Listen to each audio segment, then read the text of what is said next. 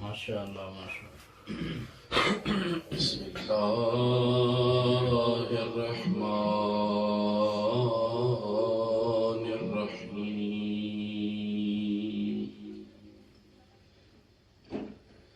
الحمد للہ اقرارا بنعمته ولا إله إلا الله إخلاصا لوحدانيته الصلاة والسلام على صاحب الدعوة النبوية وصولة الحيدرية والعصمة الفاطمية والحلم الحسنية والشجاعة الحسينية والصبر السجادية والآثار الباقرية والمآثر الجعفرية والعلوم الكاظمية والحجج رضمية والجود تطوية ونقاوة نقوية والهيبة العسكرية والغيبة الإلهية مولانا ثاني العشر مهدي الزمان اللهم صل على محمد وآل محمد روحي وأرواح العالمين للتراب بمقدمه الفداء ولعنة الدائمة الأبدية على أعدائهم من يوم إيقاد نطفتهم إلى يوم لقاء الله. أما بعد فقد قال الحكيم في كتابه المحكم إن الله يأمر بالعدل والإحسان. درود پڑھیے محمد والے. اللهم صل على محمد وآل محمد وعجل فرجهم. عزیزان گرامی، قرآن مجید میں سورہ نحل آیت نمبر 90 میں اللہ رب العزت ارشاد فرما رہا ہے ان اللہ یأمر بالعدل والاحسان. اللہ حکم دیتا ہے کہ عدل کو قائم رکھو اور احسان سے پیش آؤ. سبحان اللہ. لہذا چونکہ عدل ایک ممدوح صفت ہے اللہ کے لیے اور اللہ کو پسند ہے، اس لیے اللہ نے اپنے انبیاء اور رسل اور اولیاء میں عدل کو پسند کر دیا. اس لیے قرآن مجید میں اللہ رب العزت ارشاد فرما رہا ہے لَقَدْ أَرْسَلْنَا رُسُلَنَا بِالْبَيِّنَاتِ. میں نے تمام رسولوں کو آشکار دلیلوں کے ساتھ بھیجا. وَأَنزَلْنَا مَعَهُمُ الْكِتَابَ وَالْمِيزَانَ. اور میں نے انبیاء کے ساتھ کتاب کو اور میزان کو ترازو کو بھیجا لِيَقُومَ النَّاسُ بِالْقِسْطِ تاکہ لوگوں کے درمیان عدل کو قائم کر سکے. اور کلی عدل تب قائم ہوگی جب میرے رسول کے آخری نواسے، آخری حجت، آخری فرزند امام مہدی ظہور فرمائیں گے. تبھی تو رسول اکرم نے فرمایا لو لم یبق من الدنیا الا یوم واحد لطول اللہ ذلك اليوم حتى يبعث فيه رجلا من اہل بیتی یواطی اسمه اسمی فیملأ الارض قسطا وعدلا کما ملئت ظلما وجورا.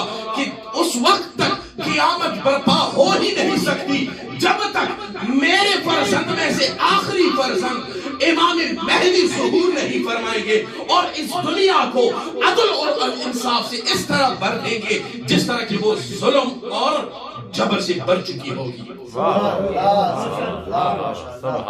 لہذا عدل بہترین صفت ہے جس کے بارے میں امام علی علیہ السلام ارشاد فرماتے ہیں کہ العدل زینت الایمان، عدل ایمان کی زینت ہے. اور دوسری جگہ پہ فرمایا العدل فضیلت السلطان، عدل عدالت سلطانوں کے لیے فضیلت ہے. ایک تیسری جگہ پر بھی فرمایا چیزیں ایسی ہے کہ جو باقی چیزوں میں اچھی لگتی ہے، جس طرح کہ الحیا حسن وفی النساء احسن، حیا اچھی ہے لیکن عورتوں کے ساتھ اور اچھی لگتی ہے. صبر اچھی ہے وفی الفقراء احسن، فقراء کے ساتھ اور اچھا ہے صبر. اور اسی طرح الورع حسن، تقوی اچھا ہے وفی العلماء احسن، لیکن علماء میں زیادہ احسن ہے. علماء کو با تقوی ہونا چاہیے، ایک دوسروں کے خلاف بولنا نہیں چاہیے. ورنہ یہ سوشل میڈیا والے لوگ آپ کو معاف نہیں کریں گے. لہٰذا اس لیے علماء کو چاہیے کہ ایک ایک قدم سوچ اور ہوشیاری سے رکھے. اور والعدل حسن وفی الامراء احسن، مولا علی فرماتے ہیں کہ عدالت اچھی صفت ہے لیکن امیروں میں، سلطانوں میں، بادشاہوں میں اور زیادہ اچھا ہے. امیر کو عادل ہونا چاہیے. یہ واحد ہستی ہے جناب امیر المؤمنین علیہ السلام کی کہ وہ مجسمہ عدالت تھی. علی کی ذات مجسمہ عدالت تھی. بہت کم عرصہ امام کو حکومت ملی، لیکن جب بھی امام نے کہیں پر لڑائی کی اور غزوہ ہوا، اس کے بعد جب امام کا لشکر گلیوں اور شہروں سے گزرتا تھا تو فقیر اور غریب اور مسکین اور بچے لوگ باہر آ کے پوچھتے تھے کہ تم لشکر میں سے کیا علی موجود ہے یا نہیں. لہذا بیت المال کو اپنے گھروں میں لے جانے والے اور تھے اور بیت المال کو مدینہ تک لوگوں میں تقسیم کر کے خالی ہاتھ اپنے گھر لوٹنے والے اور تھے.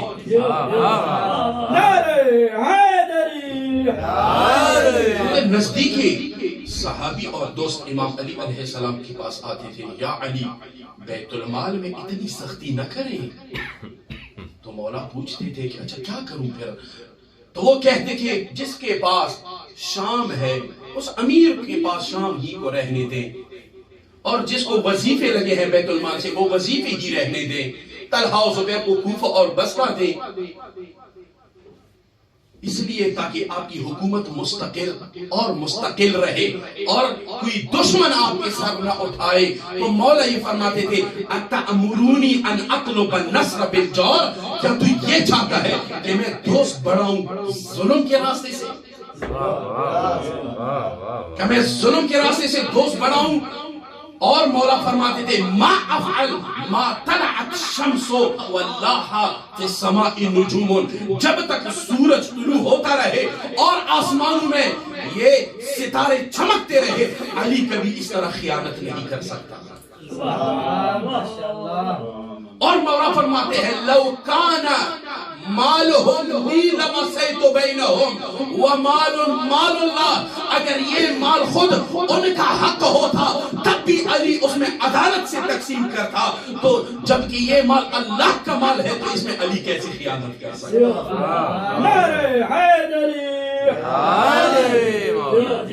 یہ عدالت کے امام ہے. تبھی تو جارج جرداق نے لکھا ہے کہ امام علی شدت عدالت کی وجہ سے شہید ہو گئے. 200 مرتبہ نہج البلاغہ کا مطالعہ کیا، مگر آج کل کے مولوی لوگ اور ولایت کے دعوے دار لوگ بہت مشکل ہے کہ ایک مرتبہ بھی نہج البلاغہ کو ابتدا سے آخر تک پڑھا ہو.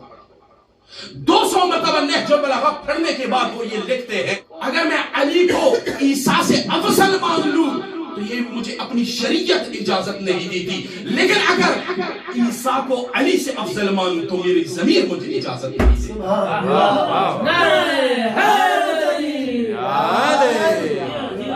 سید رضی نے نہج البلاغہ میں بہترین ایک جملہ لکھا ہے، کسی کی طرف اشارہ کیا ہے، کلیب جرمی کہ ایک شخص نے جب امام علی علیہ السلام آگے بصرہ اور جنگ جمل کی تیاریاں ہو رہی تھی تو ادھر سے شام والوں نے، ان کے قافلے نے اس بندے کو بھیجا سفیر کے طور پر کہ جا کے امام علی علیہ السلام سے پوچھئے کہ کیا ارادہ ہے۔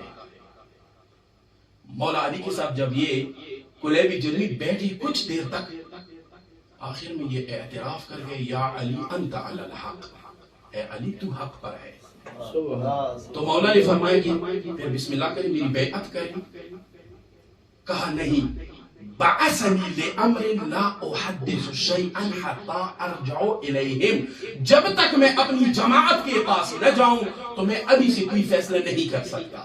مولا نے سمجھایا، کہا اچھا اگر تمہاری جماعت تجھے بھیج دے، لو کانوا رائرن، اور یہ آپ سے امید رکھے کہ جا کے دوسرے دور دراز علاقوں میں کوئی ایسا علاقہ ڈھونڈیے کہ جہاں پر پانی ہو، سبزہ ہو، اور جب وَإِذَا رَجَعْتَ إِلَيْهِمْ فَحَاوَلُوا إِلَى الْمَعَاطِشِ وَجَدُوبًا، اور جب تم واپس چلے جاؤ ان کی طرف، وہ انکار کرے اور وہ بیابان کی طرف جانا پسند کریں گے، تب تم کیا کرو گے؟ مَا كُنْتَ صَانِعًا، تو کیا کرو گے؟ کہا تارکہم ومخالفہم الی الکلع والماء، میں ان کو چھوڑ کر سبزی کی طرف، پانی کی طرف چلا جاؤں گا۔ تب امام نے ہاتھ بڑھایا کہ ابھی بیعت کر، ابھی بیعت کر، یعنی مولا نے مثال قائم کر دی کہ علی کے ساتھ ہونا یعنی ایسی وادی میں ہونا ہے کہ جو تمام نعمات سے مالا مال ہے۔ علی کے دامن کو چھوڑ کے اگر چلے گئے تو صحرا کی خاک تو مقدر بنی گی مگر منزل ہدایت نصیب نہیں ہوگی۔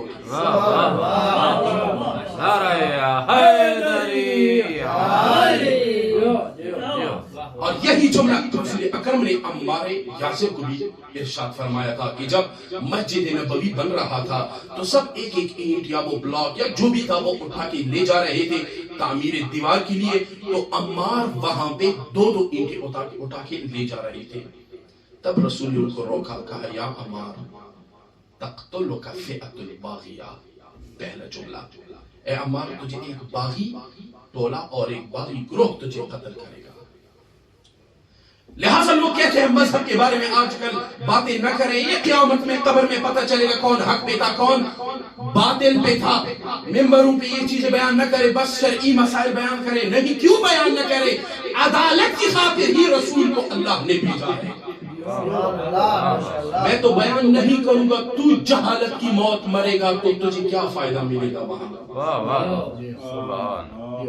لہذا دوسرا جملہ رسول نے فرمایا، یا عمار اذا رأیت قد سلک علی وادیا والناس اجمعین، یا الناس کلہم وادیا فاسلک مع علی، اے عمار جب تو دیکھے کہ علی کسی ایک طرف ایک سمت جا رہے ہیں اور پورے آدم کی اولاد دوسری طرف جا رہی ہے، تو یا عمار علی کے راستے پہ چلنا اور دوسروں کو ترک کرنا۔ اور تیسرا جملہ کہا، یا عمار فإنه لا يدلیک فی ردا ولا یخرجک من الہدی، اے عمار علی وہ ذات ہے کہ کبھی تجھے پستی کی طرف نہیں دھکیلے گا، ولا یخرجک من الہدی، اور کبھی تجھے ہدایت سے دور نہیں لے جائے گا، کیونکہ خود ان کا گھرانہ ہدایت کا چراغ، چاہے وہ علی ہو، چاہے وہ حسین ہو، چاہے وہ حسن ہو، تمام کے تمام ہدایت کے چراغ ہیں۔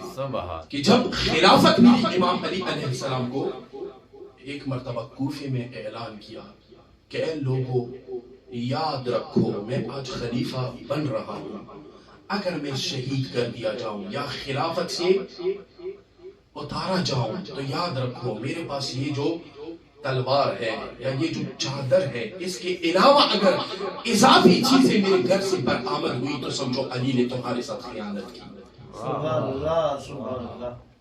اور یہی جملہ امام غزالی نے بھی لکھا ہے کہ امام علی علیہ السلام نے پوری دور خلافت کو وہی ایک ہی چادر میں گزاری، اور اس چادر کے بارے میں امام علی علیہ السلام نے نہج البلاغہ میں کیا خوب جملہ ارشاد فرمایا. اسی چادر کے بارے میں, اسی رضا کے بارے میں مولا فرماتے ہیں واللہ لقد رقعت مدرعتی هذه حتى استحييت من راقعها. اے لوگوں, میں نے اس چادر کو اتنے پیوند لگائے کہ اب اگر میں پیوند لگانے والے کے پاس جاتا ہوں تو مجھے شرم آتی ہے, کیونکہ وہ کہتے ہیں کہ یا علی اس میں اور پیوند لگانے کی جگہ ہی نہیں بچی. یہ عدالت امام علی علیہ السلام. اور دوسری جگہ پہ فرمایا لو اعطیت اقالیم الدنیا وما تحت افلاکها ان اعصى الله في نملة جلب الشعیر ما فعلتو. اگر پوری کائنات کو میرے ہاتھ میں دیا جائے اور مجھے ایک طلب کی جائے کہ اس چیونٹی سے جو کی چھلکوں کو لے لیں تو میں علی جو کی چھلکے کو بھی چیونٹی کے منہ سے نہ لے لوں. ما لعلی ولنعیم قد یفنا ما لعلی وللذت لا تبقى. مجھے اور علی کو, مجھ علی کو ان نعمتوں سے کیا واسطہ کی جن کو فنا ہونا ہے. مجھ علی کو ان لذتوں سے کیا واسطہ, کیا لینا دینا کہ جن لذتوں کی کوئی حقیقت نہیں ہے. حتیٰ کہ ابن عقیل جو کہ بھائی ہیں, عقیل بھائی ہیں امام علی علیہ السلام کے, 10 سال بڑے ہیں عقیل امام علی علیہ السلام سے, جب آئے علی کے گھر پر, اور نہج البلاغہ میں کچھ جملے ہیں, باقی تاریخ سے ثابت ہے, 3 کلو گندم علی علیہ السلام سے مانگا. 3 کلو گندم امام علی علیہ السلام نے لوہا منگوایا اور گرم کیا, اور جو ہی قریب کیا ان کے ہاتھوں سے تو چیخ اٹھے. تب مولا نے فرمایا فَقَلَتْكَ ثَوَاكِلْ یا عقیل أَتَئِنُّ مِنْ حَدِيدَةٍ أَحْمَاهَا إِنسَانُهَا لِلْلَعْبَ. اے عقیل, تو اس آگ سے چیخ اٹھا کہ جس کو ایک انسان نے مذاق کے طور پر لگا دیا اور بھڑکا دیا. وَتَجَرُّنِ إِلَى النَّارٍ سَجَرَهَا جَبَّارُهَا لِغَضَبِهِ. اور تو مجھے اس آگ کی طرف دھکیلنا چاہتا ہے کہ جس کو اللہ نے غضب سے بھڑکایا ہے. یہ عدالت امام علی علیہ السلام کہ مولا نے خط لکھا, نہج البلاغہ میں موجود ہے, خط لکھا ادقوا الاقلام وقاربوا بین سطورکم واحذفوا فضولکم. حتیٰ کہ تو جب بیت المال کے دفتر میں بھی اگر لکھنا چاہے ادقوا اقلامکم, قلم کی نوک کو باریک کر کے لکھنا, کیونکہ بیت المال کی سیاہی ہے, ضائع نہ ہو جائے. ادقوا اقلامکم وقاربوا بین سطورکم, اور صفحے میں, لکیروں میں, لائنوں میں, سطور میں نزدیکی لاؤ. واحذفوا فضولکم, اور فضولیات اضافی چیزوں کو حذف کرو. فإنها اموال المسلمین لا تتحمل الضرر, کیونکہ اموال مسلمین ہیں جس میں ضرر نہیں ہونا چاہیے. سبحان اللہ. یہی علی ہے کہ جب اصباح بن نباتہ نقل کرتے ہیں, اور یہ اہل سنت کے مفسر فخر رازی نے تفسیر کبیر کے سورہ قاف کی تفسیر میں بھی یہ لکھا ہے, اور علامہ مطہری شہید مطہری نے بھی یہ قضیہ لکھا ہے. اصباح بن نباتہ سے نقل کرتے ہیں کہ میں كنت جالسا مع امیر المؤمنین قد یقضی بین الناس. اصباح بتاتے ہیں کہ میں علی کے ساتھ مسجد کوفہ میں بیٹھا تھا, اور وہ فیصل سنا رہے تھے, لوگوں کے درمیان مسائل حل کر رہے تھے کہ کوفہ والوں نے ایک غلام کو, جو کہ علی کے محبین میں سے تھا, ایک غلام کو پکڑ کر لایا کہ جس نے چوری کی تھی. مولا علی کے سامنے وہ ثابت ہو گیا, اور مولا نے ان سے پوچھا کہ کیا تم نے چوری کی؟ کہا ہاں. مولا نے حکم سنا دیا, مولا نے حکم سنایا کہ اس کی انگلیوں کو کاٹا جائے. لہٰذا انگلیوں کو یہاں سے کاٹتے ہیں جب بھی چوری کا مسئلہ اور حکم شرعی ہے, کیونکہ یہ ان المساجد للہ, مساجد جتنے ہیں 7 مساجد جن کو ہم حنود کرتے ہیں, غسل میت کے بعد حنود کرتے ہیں, یہ 7 اعضاء کو مساجد کہتے ہیں, اور یہ اللہ کے لیے ہے. ان المساجد للہ, لہٰذا اسی سے بھی ثابت ہوتا ہے کہ یہ پیشانی اللہ کے لیے ہے, اللہ کی درگاہ کے علاوہ کسی اور کے لیے نہ جھکے. یہ پیشانی صرف اللہ کے لیے ہے. لہٰذا انگلیاں کاٹی گئی, اور دوسرے ہاتھ میں انگلیاں اٹھا کے خون ٹپک رہا ہے اور گلی کوفہ کی گلیوں سے گزر رہا ہے. ابن کعبہ جو کہ خارجیوں کا سردار تھا, اس نے کہا کہ یہ روز علی علیہ السلام کے فضائل بیان کرتا تھا, آج تو اس کے ساتھ بڑی زیادتی ہوئی ہے, آج تو یقیناً انتقام لے گا اور ہم بھی کچھ مزہ لیں گے. اس کو بلایا, کہا یہ کس نے کیا تمہارے ساتھ, یہ کس نے کیا تمہارے ساتھ, تمہاری انگلیوں کو کس نے کاٹا؟ کہا قطع یمینی امیر المؤمنین یعصوب الدین وقائد الحر المحجلین. پھر کہنے لگا قطع یمینی زکی تقی حاشمی مدنی مکی نقی, میری انگلیوں کو تقی اور نقی اور امیر المؤمنین یعصوب الدین نے کہا, اور میری انگلیوں کو فصل الخطاب داعی الباب ومن عنده علم الکتاب نے کاٹی ہے. مختلف القاب کی جو روایت میں ہے 100 سے زیادہ القاب ذکر کیے امام علی علیہ السلام. اور اس کے بعد جب ابن کعبہ امام علی علیہ السلام کے پاس آ گئے اور پوچھا کہ وہ شخص ابھی بھی آپ کی تعریف کر رہا ہے, تو مولا نے ایک بہت پیارا جملہ یہاں پہ میں نے لکھا ہے, بہت پیارا جملہ امام نے فرمایا کہ الم اقل لکم لنا اقوام لو قطعناهم بسیوف اربا مزدادوا فینا الا حبا, کہ ہمارے ایسے محبوبین ہیں کہ اگر ان کو ٹکڑے ٹکڑی بھی کر دیا جائے تو ان کی محبت میں اور اضافہ ہوگا. لیکن ہمارے دشمن و اقوام لو اطعمناهم العسل المصفى, ہمارے دشمن ایسے بدترین دشمن ہے, اگر ہم ان کو خالص شہد بھی پلائیں اور کھلائیں تو مزداد الا بغضا, ان کے دلوں میں بغض کے علاوہ اور کوئی چیز کی اضافہ نہیں ہوگا. سبحان اللہ. اور امام علی علیہ السلام وہ ذات ہیں کہ مقتول عمر بن عبدود مقتول ہے, خندق میں قتل شدہ انسان ہے, اور ان کی بہن, اس کی بہن آتی ہے لاشیں پہ. ظاہر ہے کسی مقتول کی بھی اگر ورثاء, اگر بہن بھائی ابو ان کی لاشیں پہ آ جائے تو یقیناً قاتل کو وہ بورا بلا کہیں گے, بورا بلا کہیں گے, گالیاں دیں گے, لعنت کریں گے.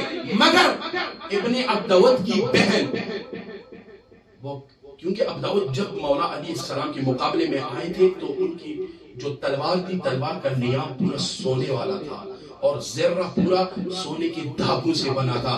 تو امام علی علیہ السلام نے جو ہی اس کو قتل کیا, امام علی علیہ السلام واپس پلٹے, کچھ بھی نہیں کہا. جب ان کی سالم لاش کو دیکھا اس کی بہن نے تو یہی کہا کہ میں, وہ عربی کو بہترین اشعار ہے کہ اگر لو کان قاتلو اخی غیرہ, اگر اس کے علاوہ کوئی اور قاتل ہوتا لابقى علیہ ابد, تو میں ہمیشہ کے لیے اس پر روتی.